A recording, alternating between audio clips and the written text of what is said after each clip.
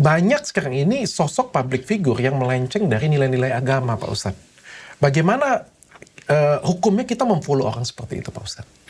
Kalau dia pembuat konten jauh dari agama ya, apalagi terjadi pelanggaran agama, ya tentu dia sama. Karena otomatis pembuat konten itu kan berdosa. Contoh, dia buat konten, dia lagi bermesraan sama yang bukan istri, bukan suami gitu kan, di depan umum. Atau dia lagi mabuk-mabukan. Itu kan sudah dosa. Melakukannya dosa, mempublikasikannya juga dosa. Karena itu mengajarkan orang lain untuk berbuat kesalahan kan. Mirip dengan kalau kita mengangkat sebuah ceramah, tema tentang taubat, tentang sholat, lalu orang ikut. Maka kita dapat pahala mereka kan. Sebagaimana juga sama kalau kita jadikan diri kita sebagai contoh bagi keburukan, kita juga dapat dosanya. Sehingga tentu saja orang yang follow berarti dia juga dapat dosanya. Walaupun cuma follow katanya Pak Ustadz. Kan follow itu dukungan dong. Mendukung kan.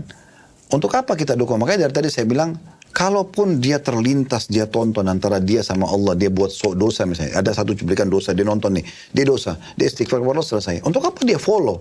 Follow ini kan dia akan terus mendapatkan notifikasi. Nah ini jadi masalah ini. Jadi dia akan, tadinya dia sudah merasa bersalah nih dengan ini. Dia jadi terulang lagi menonton karena dia sudah follow. Dan itu salah satu bentuk support juga Pak Ustadz ya? Iya. Termasuk LGBT misalnya, orang yang kita follow ya.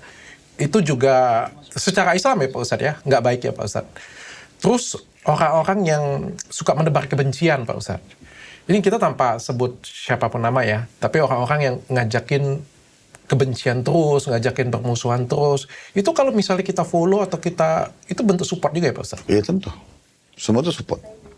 Karena follow itu kan support. Subscribe itu kan support. Semua itu support. Berarti kita setuju dengan perbuatan dia. Kita dukung dia dengan perbuatan-perbuatannya, jadi masalah ini.